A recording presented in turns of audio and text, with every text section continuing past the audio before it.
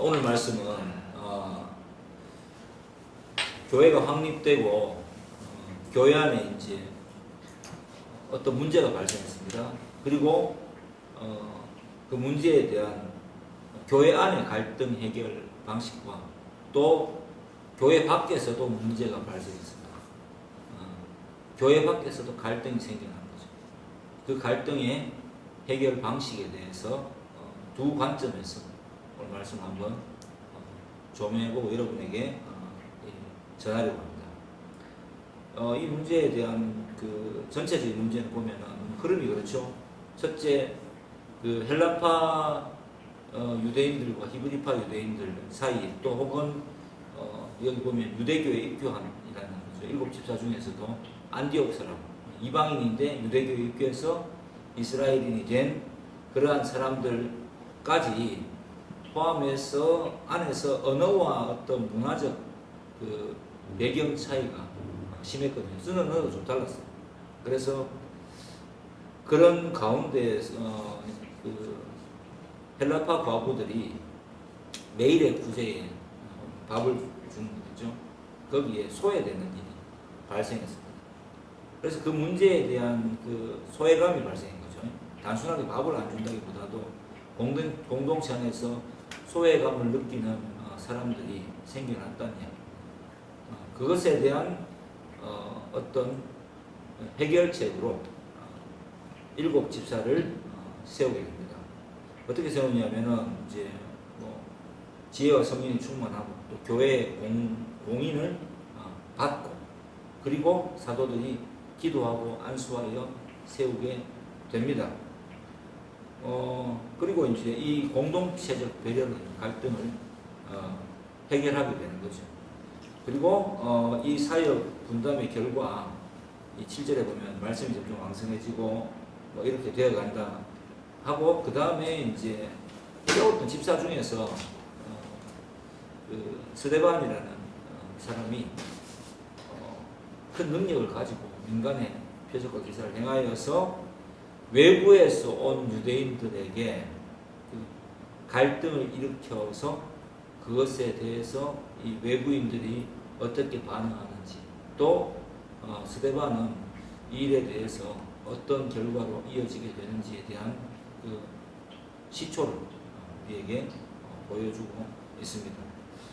자, 이 설교를 하기에 앞서서 여러분들의 질문에 대한 대답부터 먼저 해보도록 하겠습니다.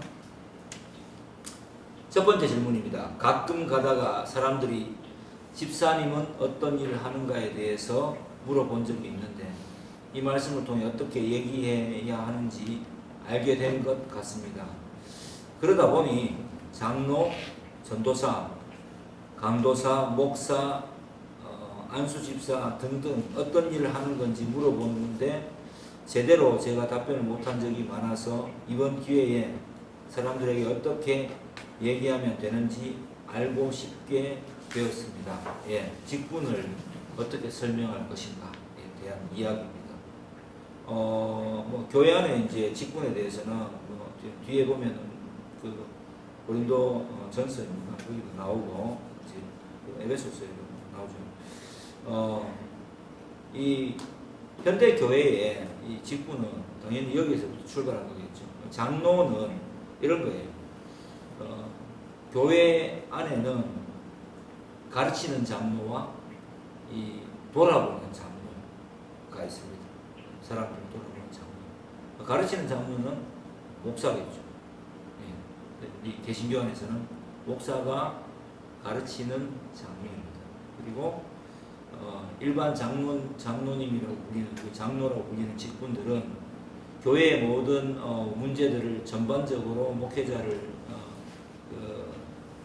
목회자와 함께 전반적으로 세세하게 세밀하게 돌아보는 역할을 하는 사람을 원래 장로라고 부릅니다. 그래서 장로를 뽑을 때 오늘 이 말씀에 나온 대로 기도하고 그다음에 투표해서 선출하게 됩니다. 그리고 항존직이라고 해요. 끝까지 계약직이 아니라 쉽게 얘기해 정직원이라고 하죠. 이 항존직 계속해서 이 직분을 은퇴할 때까지 이어가게 되는 거. 이게 이제 장로의 직분입니다. 그 다음에 뭐 누가 있죠? 예, 전도사는 여전도사님을 말한다면은 그 남자 장로들이 어떤 그 여자 그 집사님들이나 이런 분들과의 개인적 접촉을 개별적으로 하기가 힘드니만큼 교회 안에 권사님이나 혹은 권사가 권면하는 자에서 비롯된 거거든요. 그리고 이 여전도사님 목회자 그룹의 이제 여전도사님과 함께 여신도들에 좀 특별히 좀 더 중점을 두고 어떤 교회 내부에서 일어나는 그 문제에 대해서 해결하기 위해서 말씀을 고면도 하고 가서 함께 기도하기도 하고 하는 그런 공동체 강화의 성격을 위해서 여전도사님 두게 된 것 같고 현대교회 남자 전도사들은 그냥 신학 목사 후보생이에요. 정확하게 이야기하면 목사가 되기 위해서 수련하는 과정에 있는 사람을 주말 사역 감독하는 사람을 또 전도사다 이렇게 부르기도 합니다. 강도사는 강도권, 강대상에서 설교하는 권한을 가졌다. 아직 목사 안수는 받지 않았지만 그 신대원 3년을 우리 교단으로 치면 졸업을 하고 정상적으로 목회학 석사 과정을 수료한 이후에 그 다음에 이제 교회 안에서 강도권을 갖기 때문에 강도사가 설교할 수 있는 권한을 가졌다는 이야기. 그래서 전도사들도 설교하지만 목사 후보생들의 설교는 이 강도사의 설교와는 조금 차이가 있겠죠. 그냥 수련의 과정에서 설교하도록 배려해 주는 그렇게 이제 행정적으로 보고 있습니다. 그 다음에 뭐 집사는 안수 집사, 여기 나온 집사는 안수 집사라고 봐야 되겠죠. 항존집. 지금 현대 교회는 서리 집사 1년마다 계약직이 있죠.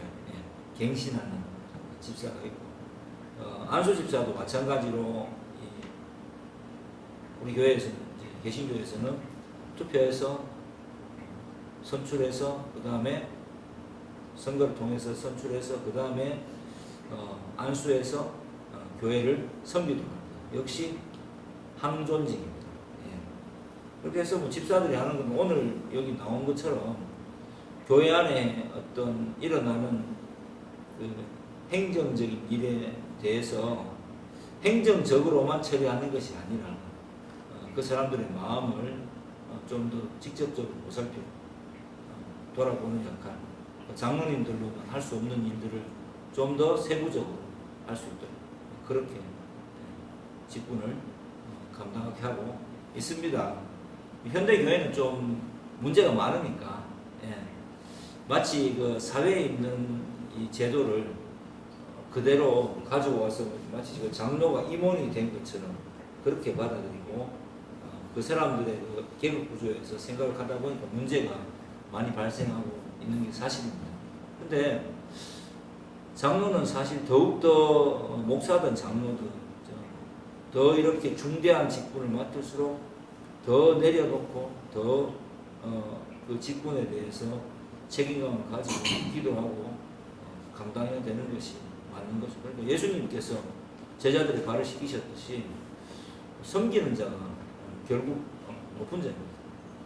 너희 중에 높아지려고 하면 낮아질 것이고 낮아지려고 하면 높아질 것이다 라고 말씀하신 것처럼 말 그대로 이제 섬김의 직분입니다. 섬김의 직분. 그래서 아이들은 어린아이 같은 신앙에서는 섬길 수가 없잖아요. 뭘 어떻게 해야 되는지 모르지 않습니까? 그러니까 아무런 직분도 주어지지 않고 일정 기간 지나서 이 소위 말해 사계절을 계절을 보내본 이후에 학습교회는 입교한 이후에 6개월 입교가 아니라면 교회에 출석한 이후에 6개월이 지나서 학습을 줄지 보고 학습 이후에 특별한 사정이 아니면 또 6개월이 지나서 세례를 주고 하는 이유가 그런 부분에 있다라고 생각하시면 되겠습니다. 두 번째 질문은 오늘 설교에 그냥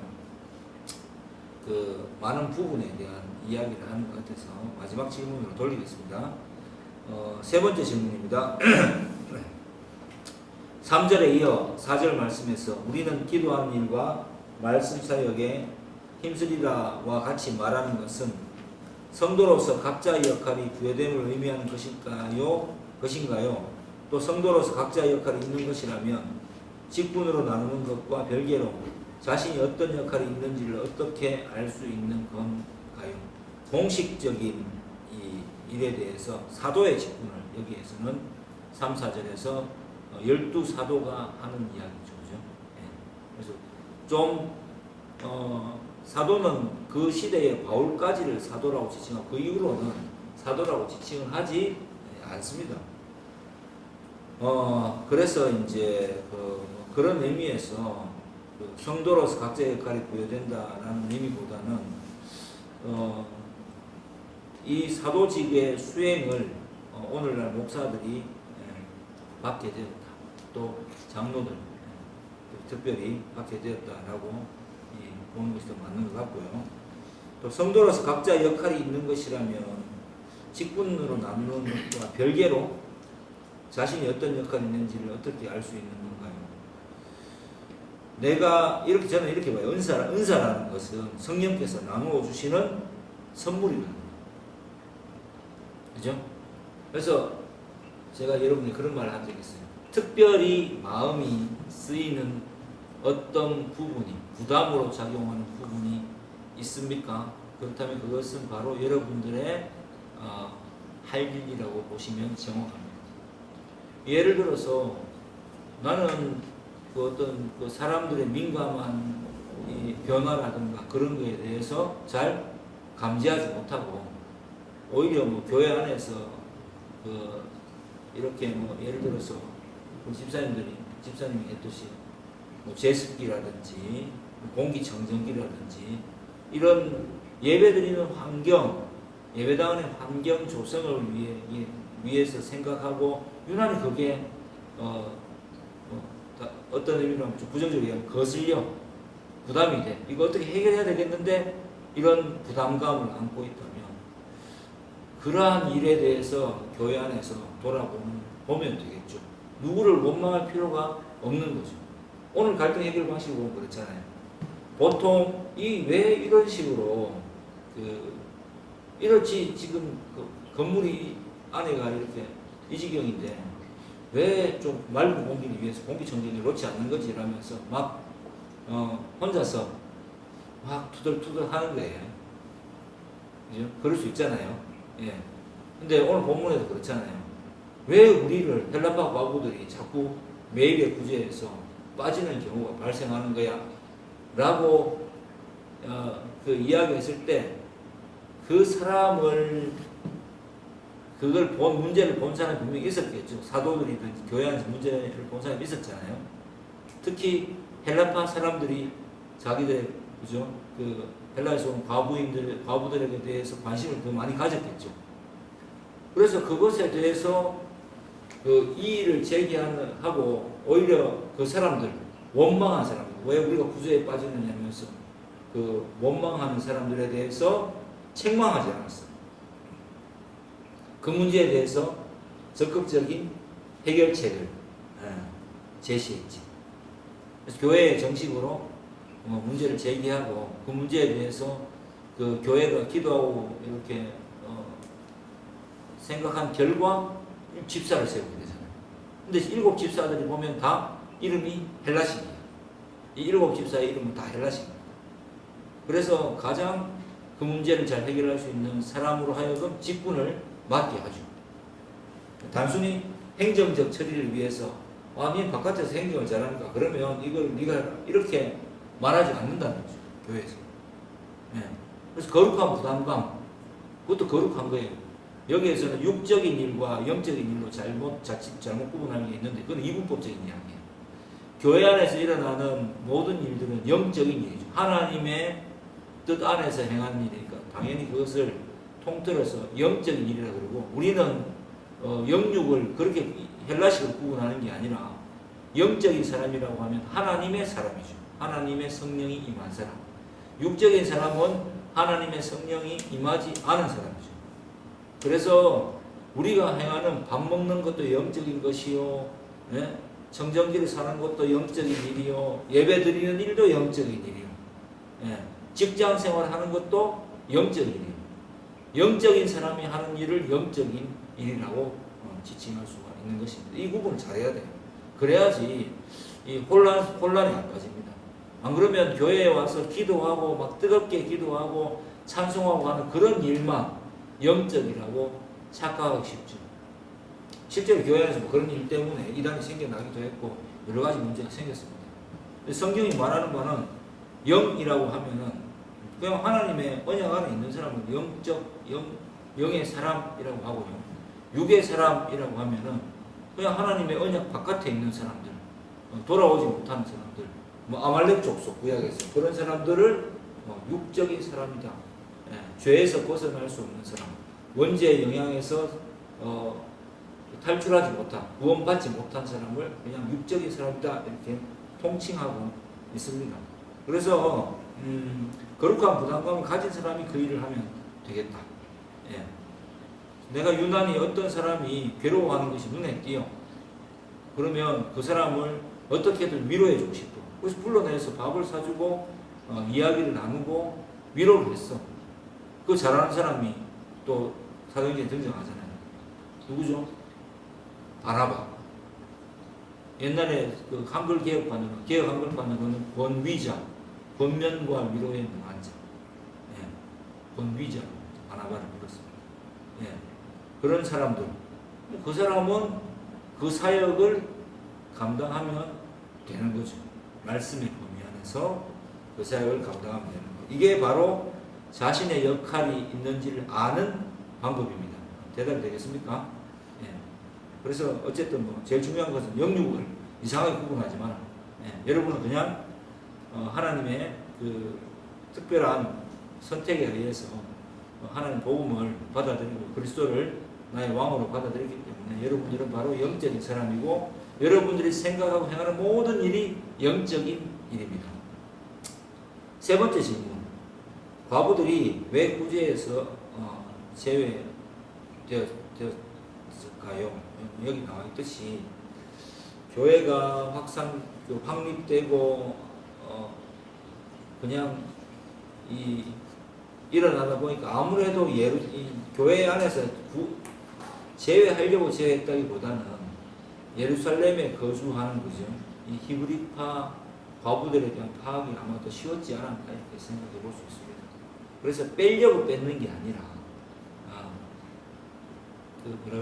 관심을 가지지 못해서 또 뭐 그 중에는 또 말을 못해서 빠지는 경우가 발생했는데 거룩한 부담감을 아까 말했듯이 가진 분이 교회의 사도들에게 그 문제를 제기했고 그 문제를 해결하기 위해서 집사를 세웠죠. 그렇게 보면 되겠습니다. 그 다음 마지막 질문. 8절에 집사로 뽑힌 스데반이 은혜와 권능이 충만하여 큰 기사와 표적을 민간에 행했다라고 쓰여 있는데 집사는 저 정도의 능력이 되는 사람이 뽑혀야 되는 게 아닌가 하는 생각이 계속 머리에 맴돕니다. 그리고 14절에서 거짓 증인들이 들었다고 하는 증언을 보면 자기들이 잘못 듣고 잘못 이해한 것을 가지고 핍박하고 고발하는 모습을 봅니다. 그리고 사도행전 시작부터 예수님이 계실 때부터 주구장창 계속해서 성도들을 괴롭히는 것을 보게 됩니다. 이를 통해 보았을 때 복음을 전하는 삶은 결국 오해받고 미움받고 세우는 순교로 마무리되는 그러한 삶인 것일까요? 라고 질문하셨습니다. 먼저 8절에 저 정도 되는 사람, 능력이 되는 사람 뽑혀야 되는 게 아닌가. 예, 이거 굉장히 중요한 질문인데요. 이 능력이 어디에서 나왔습니까? 이런 능력을 주신 자가 누구예요? 하나님 주신 거예요. 스데반이 능력을 가졌다기보다는 스데반이 성령에 사로잡혀서 살아가다 보니까 하나님께서 스데반을 사용하시고 그 뒤에 바로 나오죠. 스데반이 어떻게 됩니까? 교회의 첫 순교자입니다. 예. 이 일을 위해서 하나님께서 스데반을 선택하신 거죠. 바울이 로마서에서 고백하잖아요. 하나님께서는 귀있을 토기장의 비유를 통해서 그릇을 만들 권도 있고 천있을 그릇을 만들 권한도 있는 거죠. 하나님의 주권 안에서 우리에게 천하라는 것이 막 아이고 쓸모없다 이런 이야기가 아니라 그릇의 용도가 다 다르다는 이야기입니다. 그렇게 봐야 되겠죠.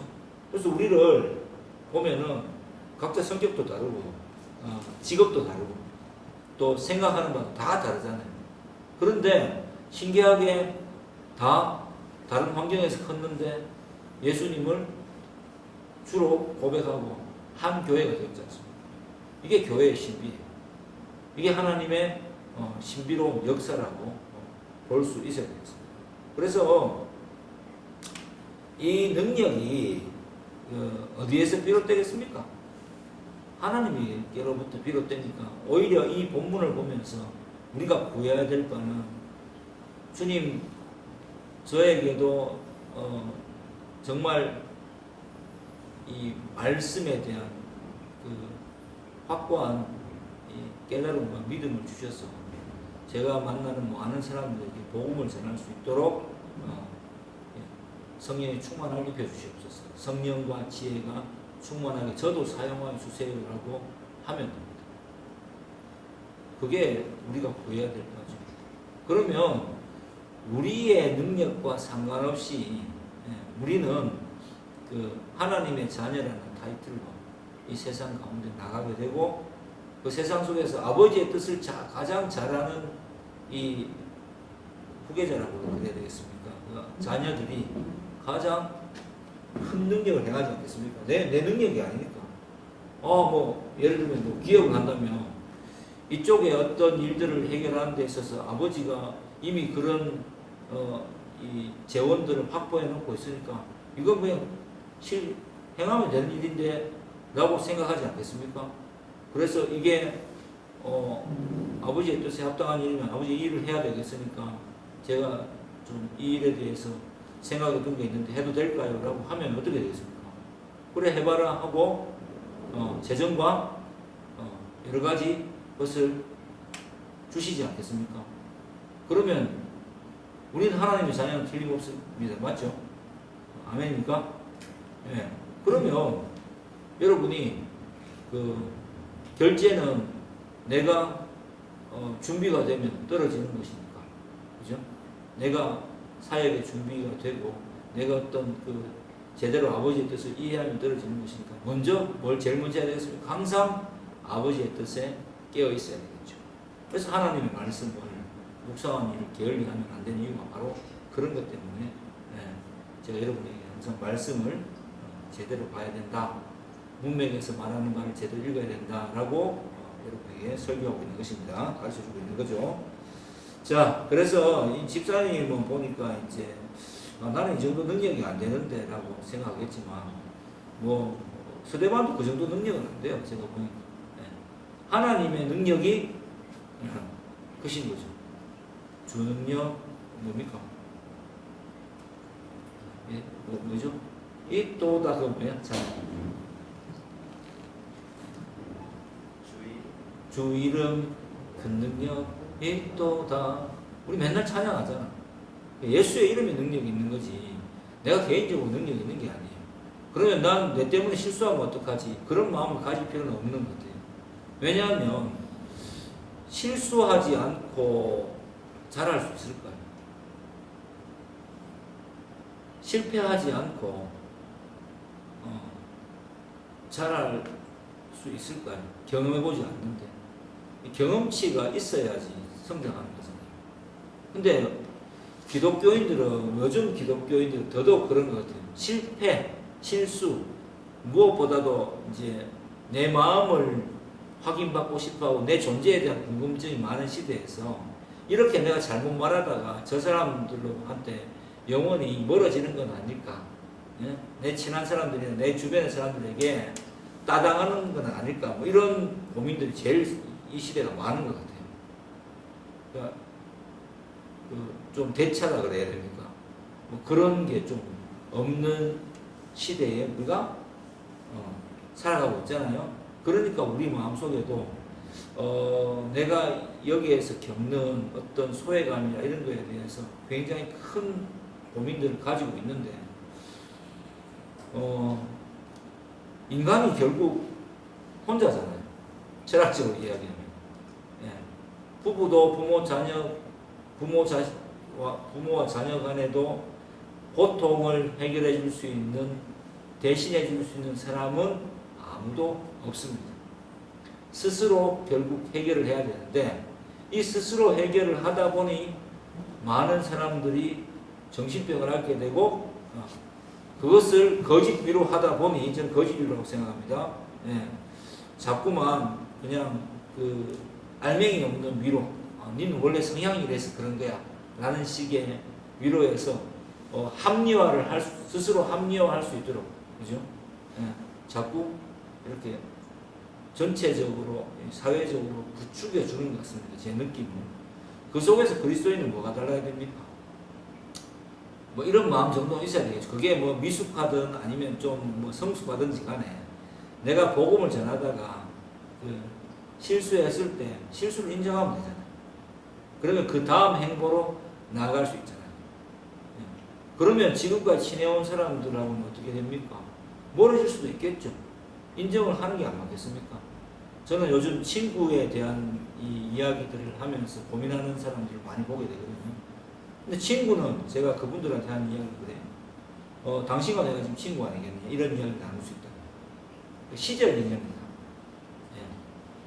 어떤 시절에 중학교 애들을 보면 어떤 지역에 함께 살아서 그 사람들이 그 시대를 함께 나누고 친해졌었다. 그리고 그게 계속 환경이 비슷하고 바라보는 바가 비슷하다면은 친구 관계를, 그죠? 이어갈 수 있는 깊은 친구 관계가 될 수 있는 것이고, 그 환경에서 서로의 생각이 달라지고 멀어지게 되면은 좋은 추억을 가지고 공유하는 친구 사이가 되는 것이고, 그 당시에는 뭐 직장을 다른 데로 옮겨서 요즘은 저는 직장 사람들을 훨씬 친해요. 맞습니다. 그 직장 사람들이 시절도 인연입니다. 현재 내 친구들인 거죠. 그래서 그 사람들과 또 공존을 모색하고 그 사람들에게 복음을 전하게 되겠죠. 또 직장에서 그 은퇴하거나 직장을 옮기게 되면 어떻습니까?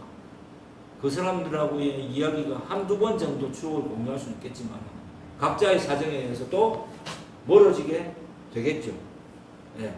그래서 동지가 더 좋지 않나. 북한에서 이제 공산주의에서 동무 이렇게 얘기하는데 동지라고 이야기하죠. 뜻을 같이 하고 같은 뜻을 가지고 움직이는 사람들을 헤어지고 만나고 하는 것이 이제 시절 인연이고 친구가 아닌가 이렇게 생각해요. 그렇다면은 내가 자꾸 영적으로 성숙해지고 달라진다면은 그 내 성숙함의 결과로 어떤 데서는 나보다 좀 모자란 사람들을 좀 받아줘야 될 것이고, 어떤 곳에서는 나보다 좀 더 인격적으로 훌륭한 사람들에게 내가 배움을 입을 수도 있을 것이고, 또 그런 일 때문에 내가 약간 이상하게 보여서 좀 다르게 보인다는 말이 맞겠죠. 이상하게 보인다. 다르게 보여서 조금 괴리를 경험하는 경우도 분명히 발생한다라고 제발 보고 인간관계를 출발하면 되겠습니다. 그러면 고통이 덜해요. 그럴 수 있다라고 받아들여야 되는 거죠. 예수님도 심지어 우리의 주이신 예수님께서도 모든 사람을 구원받는 것을 원하셨지만 또 인간의 그 존엄성을 자신 창조하셨음에도 불구하고 그들의 존엄성을 또 인정해 주시기 위해서 그들이 진정한 원함으로 복음을 전하셨을 때 따라오기를 또 원하셨습니다. 예. 그렇잖아요. 모두를 또 억지로 막 로봇처럼 대하지 않았다냐. 구원하시려고 생각 없이 만들지도 않으신 거예요. 최고의 존중을 예수님 얘기해 주시잖아요. 그러면서 그것 때문에 존중의 결과로 뭘 지게 됩니까? 십자가를 지게 됩니다. 예. 희한하지 않아요? 저는 십자가가 그런 것 같아요. 그래서 우리가 십자가를 진다는 것은 단순하게 예수 그리스도 때문에 자기 십자가를 진다는 것은 그런 시절 인연을 사람들과의 그 관계 속에서 약간 괴리를 경험할 수 있는 뭐 그런 사람일 수밖에 없다는 겁니다. 밑에 질문이 그렇잖아요. 항상 그러면 우리 복음 전하다가 보면 오해받고 미움받고 순조로 마무리되는 삶일까요? 그럴 수도 있고 아닐 수도 있죠. 평생을 복음을 전하다가 99명한테 안 통했는데 한 명이 내 말을 받아들여서 나와 친하게 되고 그 열매가 되어서 함께 성도가 되어서 신앙생활을 한다면 그건 어때요? 굉장한 기쁨이겠죠. 네? 한 좋은 사람을 만나면 뭐라고 표현합니까? 우리 동양에서, 우리나라에서 야, 내가 니하고 이렇게 니를 알게 되고 나서 내가 너를 통해서 마치 천군만마, 천맹군사와 만마리의 말을 얻은 것 같은 그 정도의 든든함이 느껴진다라고 말하지 않습니까? 그럼 다시 말하면 그런 한 친구를 얻으려면 99명과의 괴리를 경험할 수도 있다는 말을 한번 받아들였으면 좋겠어요. 너무 당연하지 않겠어요? 그러니까 경험하지 못하고 알지 못하는 것을 이 사람들에게 우리가 전해야 되는 거잖아요. 그럼 대부분은 전도를 통해서 안 받아들이겠죠. 갸우뚱거리는 게 저는 정상적이라고 봅니다. 전도는 설득은 아니거든요. 그냥 다 말해놓고 이게 맞다. 그런데 믿고 안 믿고는 내가 주고 말고 할 수 있는 게 아니니까 그냥 못 믿겠다면 참 너를 위해서 기도하겠다. 뭐 그것도 싫다면 뭐냐 알겠다. 그 정도 관계가 안 된다면 기도하는 것도 싫다. 뭐 니하고 이제 친하게 지냈지만 네가 이렇게까지 하는 건 내한테 부담이 된다. 그러면은 저는 그 친구와의 관계를 일단 뭐 정리한다고 해가지고 칼로 닦지 않은 건 아닙니다. 정리하고 좀 덜 만나고 내 말을 내가 전하는 복음을 들을 수 있는 거죠. 또 좋은 반응을 하는 친구에게로 옮겨 가겠습니다. 나이를 떠나고 직위를 떠나서 하는 말입니다. 그게 친구 아닐까요? 그래서 제가 그런 이야기 청년들한테 항상 했는데 아니 내 말을 받아들이지도 않고 내한테 대해서 그런 태도를 가지는데 내가 뭐라고 그 사람을 설득하기 위해서 시간을 낭비하는 내 말을 받아들여주고 친하기에도 바쁜 거지. 잘 지내기에도 바쁘잖아요. 근데 거기에서 중요한 거는 이제 내가 삐지면 안 되는 거지. 나는 최선을 다해 보는 건데 복음을 전하기 위해서 최선을 다했는데 예수 그리스도를 전하기 위해서 최선을 다했는데 그가 받아들이지 않으면 그냥 그 정도의 관계를 유지하고 받아들이는 사람에게로 또 해보는 거죠. 그게 한 99분쯤 되고 나면은 한 명 정도 반응한다. 저번에 뭐라고 했습니까? 어떤 책에 쓰여 있다고 그랬죠. 몇 번의 전도를 통해서 한 사람이 열매를 맺게 된다. 그러면 나는 과정일 수도 있고 마지막 순간일 수도 있잖아요. 그거는 내가 알 수 없다는 거지. 하지만 분명한 것은 내가 성도로 부름받은 이상은 내게 역사하신 이 예수 그리스도의 은혜의 그죠? 권능의 이 그 역사를 하나님의 일하심을 증거해야 되는 삶을 살아가는 것이 바로 성도라고 사도행전에 증언하고 있잖아요. 이 일을 통해서 또 스데반은 또 외적으로 고통받았지 않습니까? 그래서 그렇게 여러분에게 답변해 드릴 수 있겠습니다. 마지막 질문입니다. 사도들이 7 집사를 세울 때 성령과 지혜가 충만하여 칭찬받는 사람을 선택했다고 하는데 그렇다면 이 당시 사람들은 하나님께서 미리 준비하고 보내주신 걸까요? 여기 답변해 보자면 맞습니다. 하나님께서 미리 준비하셨다라고 보는 것입니다. 하나님의 주권. 왜 그렇게 볼 수 있느냐 하면 스데반이 집사로 세움받았지만은 표적과 기사를 행하고 그 다음에 어떻게 됩니까? 구약을 통달해서 구약에 대한 그죠? 그 성령과 지혜의 대답을 하고 그 결과 어떻게 됩니까? 첫 순교자 예수님이 말씀하신 하늘의 땅이 하늘의 씨가 그죠? 땅에 떨어져 열매를 맺지. 썩어야지, 썩어져야지 열매를 맺듯이 스데반을 하나님께서는 미리 선택하시고 순교자를 선택하시고 이 순교자를 스데반을 통해서 복음이 확장되게 만드시죠. 이들은 복음을 막으려고 했던 일을 하나님은 오히려 이를 통해서 확장되게 만드시죠.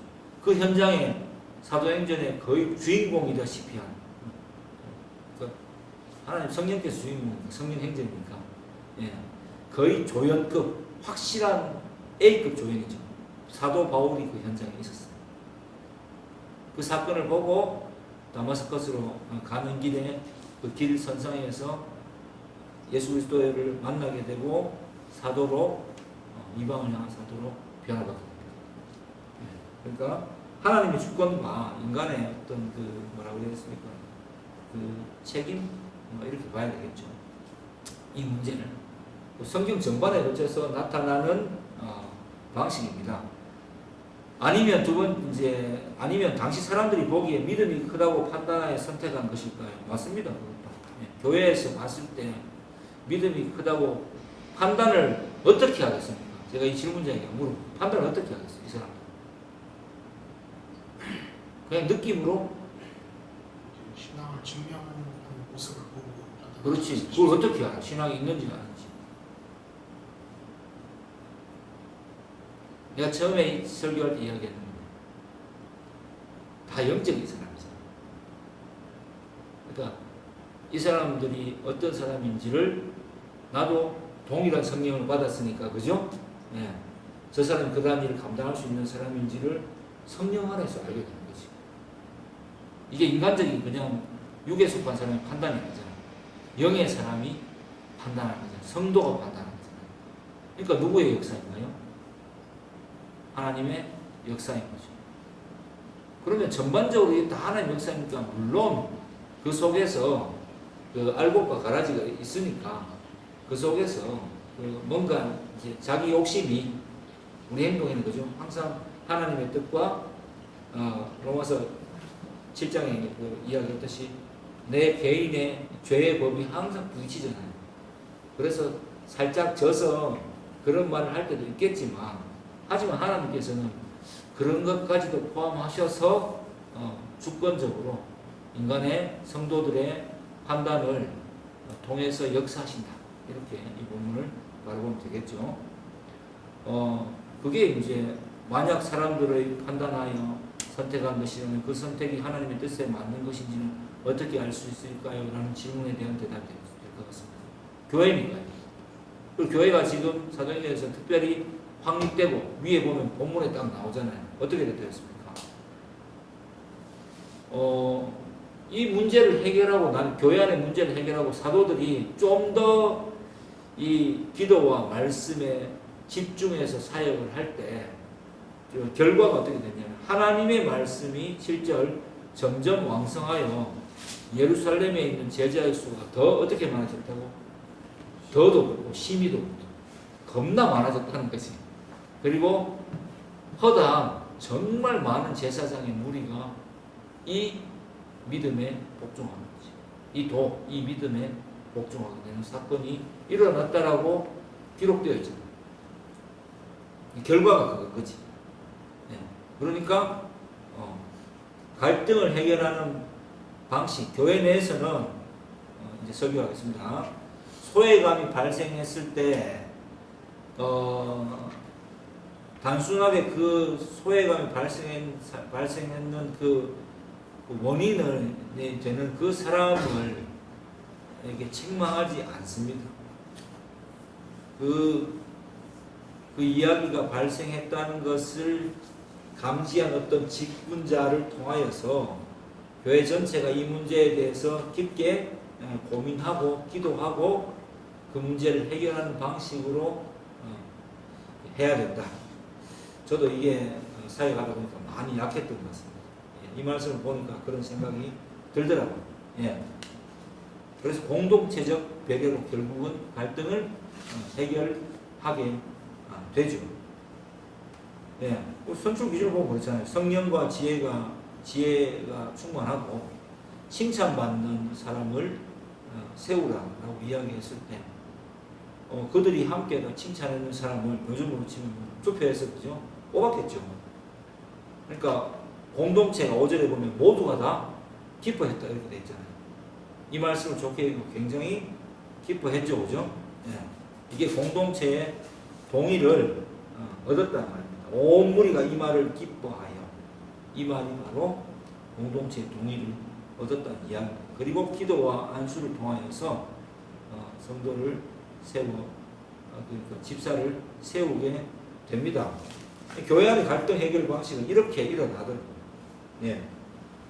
제일 처음에 좀 눈여겨볼 것은 사도들조차도 그 12사도조차도 하나님께 말씀과 기도와 교회 행정 전반을 본인들이 돌아봐야 된다는 생각을 가졌지만은 이 사도들을 보면 저는 겸손함을 느끼거든요. 예. 이게 우리는 말씀과 기도를 위해 특별히 선택받은 사람이고 교회 일은 우리가 우리보다는 좀 더 행정적인 일로 처리해야 돼. 이 이야기가 아닙니다. 이 영적인 일을 다 감당해야 되는데 내 능력이 부족하다는 뜻으로 받아들이는 것이 더 많은 것 같습니다. 그래서 오히려 이렇게 되면 교회를 위해서 하나님 뜻대로 복음을 전하는 일이 소홀해질까 봐 염려가 되는 거예요. 그죠? 다 영적인 일인데. 그래서 사도들은 자기 자신에 대한 메타인지라고 그러죠. 예. 그 정확한 인식을 가지고, 오히려 복음적 인식을 가지고 이 일을 해결할 수 있는 사람들, 조력자들을, 동역자들을 더 뽑게 되는 거. 이게 일곱 집사를 뽑게 되는 과정이다라고 본문을 바르게 바라봐야 됩니다.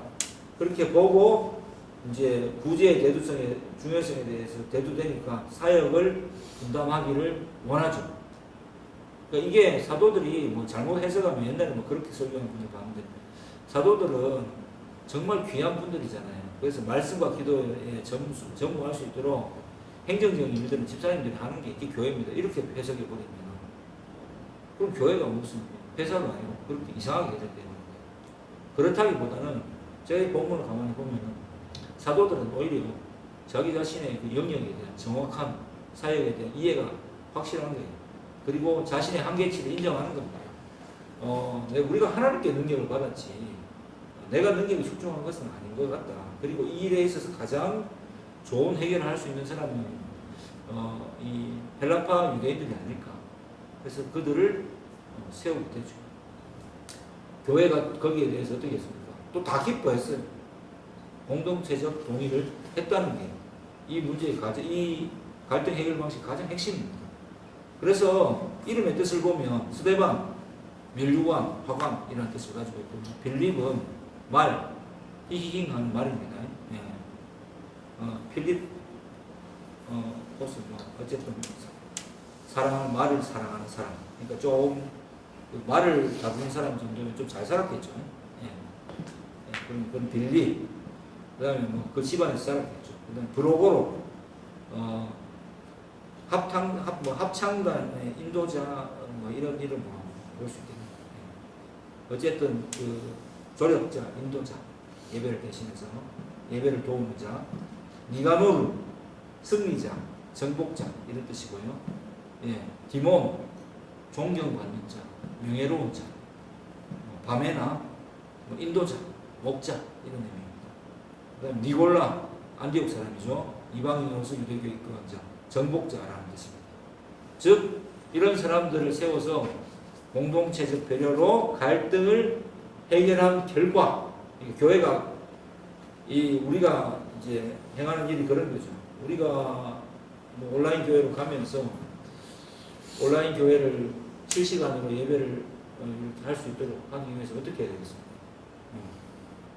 뭐 주변에 이야기해서 함께 전도하고 한번 들어봐라 보다 안 봐도 되는데 어떻게 보면 구독이라도 좀 꼭 좀 하고 취소하지 말아달라. 실시간 예배를 할 수 있도록.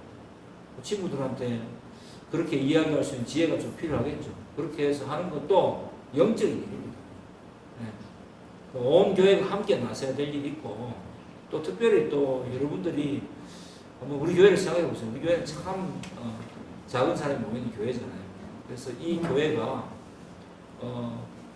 복음을 전하는 일로 쓰임받기 위해서는 나는 이 속에서 어떻게 쓰임받아야 되는 건지, 내가 이 교회를 생각할 때, 우리 새성교회를 생각할 때마다 가장 먼저 부담을 느끼는 부분이 어떤 부분인지, 그러면 내가 그런 부분에 대해서 내가 은사자인 거죠.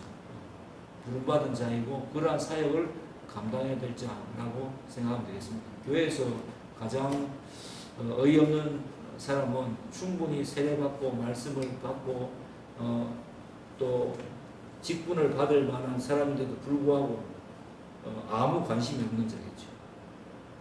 그냥 매너리즘에 빠져서 그냥 교회 나와서 예배 드리면 구원은 받아야 되니까 그냥 교회 나오고 습관성, 썬데이 크리스천들이 가장 쓸모없는 자라기보다 불쌍한 자죠.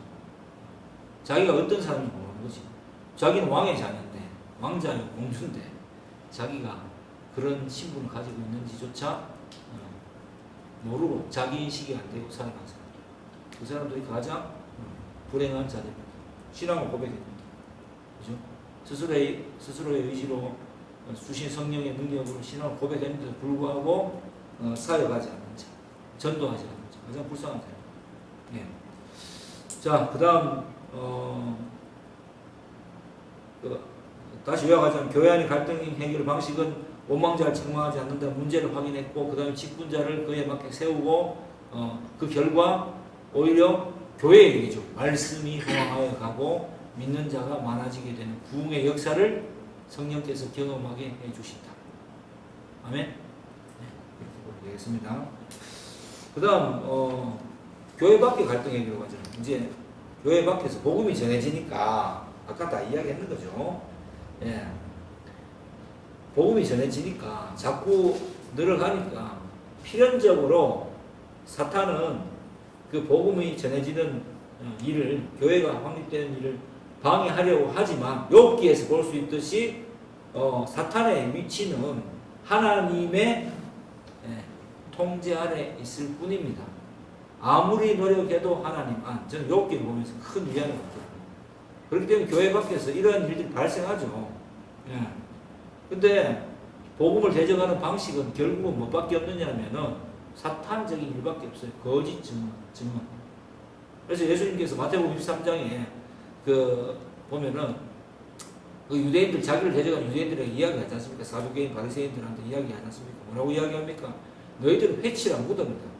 예. 겉은 번지르르한데 속은 신체 썩은 것이, 썩은 것들이 존재하는 그런 외식하는 자예요. 예. 굉장히 종교생활하는 나쁜 놈들이다 라고까지 강력하게 말씀하시잖아요. 그래서 결국 정말 불쌍한 자는 뭐냐면 신앙 고백하고 어쨌든 뭐 교회는 믿는다 하면 받아줘야 되니까 자기가 스스로 믿는다고 하니까 예. 저 사람이 그냥 뭐 현대교회 안에서 직분을 받고 생존에 도움이 되기 위해서 들어왔던 어쨌든 본인이 스스로 믿는다 하고 막 활동하고 그죠? 사회활동의 일환으로서 교회 안에서 설치돼도 그것에 대해서 뭐 선출되었다면 받아주는 거니까. 예. 그렇게 받아주다 보면은 그 사람이 자꾸 뭐 생존을 위해서 그냥 교회라는 조직을 활용하는 데 이른다 하더라도 받아줘야 되는 거니까 참 어떻게 보면 참 답답할 노릇이죠. 근데 답답하다고 표현할 때 누가 제일 불쌍하냐? 누가 제일 불쌍합니까? 그 사람이 가장 불쌍한 자예요. 생명이 있는 생명의 땅에 와서 생명을 맛을 보지 못하고 맨날 죽음의 냄새만, 그죠? 썩어질 것들만을 위해서 어떻게 합니까? 일하는 사람이죠. 그리고 궁극적으로 마지막 날에는 뭐라고 했습니까? 예수님께서 알곡과 가라지 비유를 통해서 가라지는 알곡이 상할까봐 그냥 내버려 두는 거예요. 내버려 둠으로써 이미 징계를 받는 거죠. 징계가 아니라 뭡니까? 심판을 받는 거죠. 그리고 마지막 날에 어떻게 됩니까? 불사는 지옥으로 향하게 됩니다. 그러니까 제일 불쌍한 자죠. 예. 생명의 땅에서 죽음만을 바라보는 자. 예. 그게 바로 사탄이 일을 하는 전부입니다. 사탄은 어떤 자입니까? 유혹하는 자, 예, 거짓말하는 자, 그 술수를 부리는 자. 이게 사탄의 뜻이잖아요. 거짓말쟁이에요, 사탄. 예. 진실이라는 것을 진실이라고 자꾸만 포장해서 우리를 유혹해서 악의 구렁텅이로 빠뜨리려고 노력하지만 그 일조차 사도행전이 보여주는 것입니다. 그겁니다. 그 일조차도 오히려 순교당하고, 그죠? 핍박받아서, 큰 핍박이 받아서 이 외부의 일에 대해서, 교회 밖 활동에 대해서 표면상으로 완전히 망한 것 같은데 오히려 이 일을 통해서 교회가 확장되는 놀라운 역사를 이루게 됩니다. 이게 바로 사도행전이 보여주는 교회의 확립, 확산, 핍박으로 확산되죠. 그 다음에 확장되는 전 세계로 교회가 서게 되는 놀라운 역사가 일어나게 되는 것입니다. 이렇게 봐야겠습니다. 그래서 교회 밖의 갈등 해결은 딴 거 없어요. 오히려 이제 여기 예루살렘에서는 교회 밖 갈등 해결했지만 우리 안에서는 어떻게 됐습니까? 현대에서는 교회 안에 있는 또 그리스도인이라고 말하고 있는 많은 거짓 교사나 거짓 그리스도인들, 예수님 말씀하셨잖아요. 말세에 이러한 그죠? 거짓 교사, 거짓 그리스도인, 적 그리스도들이 많이 나타날 거라고. 이들과의 영적 전쟁이죠. 그래서 이 영적 전쟁에 대한 그는 어떻게 설명하고 있습니까? 이 설교에 교회 밖 현대 교회의 안에서 일어나는 영적 전쟁, 여기서는 예루살렘 교회 밖이 되겠죠. 근데 이들 다 유대인들이잖아요, 그죠? 예. 이 일에 대해서 에베소서 6장에서는 이렇게 딱 선언하죠. 제가 제일 좋아하는 말씀. 6장 10절. 끝으로 너희가 주 안에서 그 힘의 능력으로 먼저 강건해져야 된다. 마귀의 관계를 능히 대적하기 위하여서 하나님의 전신 갑주를 입으라 라고 이야기하고 있습니다. 문제가 복음을 전하는 게 문제가 아니다라는 인식을 분명히 해야 돼요. 네. 복음을 전해서 순교하는 거 아닙니까? 순교는 아무나 하는 게 아닙니다. 하나님이 그것도 특별한 그죠? 역사가 있어야지 순교자가 나오는 거죠. 그 각 시대가 변하고 한 나라가 복음이 들어가는 그 단계에서만 일어나고 혹은 완전하게 체제가 변해서 일어나는 일이지. 네. 우리는 순교가 참 힘들 거예요. 몰라. 우리나라는 망해가지고 막 공산화 돼가지고 네? 핍박받고 이런 일이 있으면 그럴 수 있을란가. 근데 우리는 지금 그런 상황에 놓이기 힘들잖아요. 그러니까 이렇게 이제 대비하라는 겁니다. 하나님의 전신갑주를 입으라. 그 밑에 내용은 여러분들이 한번 제가 한번 읽어드릴 테니까 여러분들이 한번 집에 가서 한번 읽어보세요. 우리의 씨름은 혈과 육을 상대하는 것이 아니다. 통치자들과 권세들과 이 어둠의 세상 주관자들과 하늘에 있는 악의 영들을 상대하기 위해서 하나님의 전신갑주를 입는 거야. 그러니까 내 눈앞에 보이는 이 사람들과의 전쟁이 아니라는 거죠.